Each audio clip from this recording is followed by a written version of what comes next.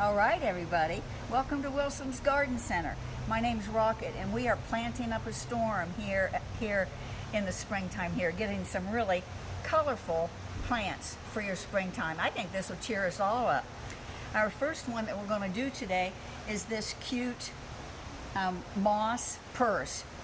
These pansies will eventually bloom out and be perfect for the time when you want to be taking them out onto your patio or displaying them even on your table on the inside. This is our end product, but what I want to do is show you how we started out with it in the beginning so you'll know what to do. Always look at the inside of your container. This particular one has plastic in the bottom. What we do is we just take a sharp pair of scissors and poke 2 or 3 holes into the plastic, because we don't want that water to build up down in the inside and make our roots too soggy. But if you're putting this container, this pansy pot, on your most perfect hardwood table in your house, you might not want that to drain. And in that case, just don't make the holes in your plastic, but be real careful about not watering too much. So you can do either way, it's your choice, but make that an active decision so that you'll know how to water accordingly. So once we have made those holes in it, we just go ahead and fill it with regular potting mix. Potting mix is what we use.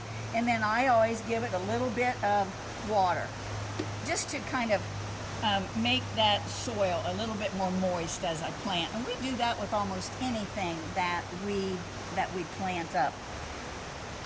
Our particular pansies and violas come in 4-packs, so you get 4 plants with each one of these, and that fits perfectly in this purse basket that we're doing. They're just beginning to bloom. After you've displayed this where you want it in the upcoming season, if you keep your pansies or your violas in a cooler, a little bit shadier spot, so they will last sometimes long into the summer. If they're in the hot sun, they don't last quite so long. What I do when I pull mine out of my 4-pack, you can see how the roots have grown together and compacted. We just give them a little bit of a light loosening up there in a few places. Tells those plants they need to perk up and start growing into this soil rather than just going around that little square box that they've been growing in. When I want to plant it, I've already decided I'm putting 4 in, so I know I need to put them right next to each other. Other times, if you have a bigger container, you might leave a little bit of space in between your plants. That's kind of personal preference and how you really want to do that. So I've loosened up the roots. I'm going to pop it right down in. Okay, and then I'm going to take my potting soil and just lightly pack it around the edges. And then, as my mentor here at Wilson's, my good friend Jerry, always used to tell me that I needed to give this a good Wilson pat when I was done. So every time I plant something, I think of that. We go ahead and just plant right around it.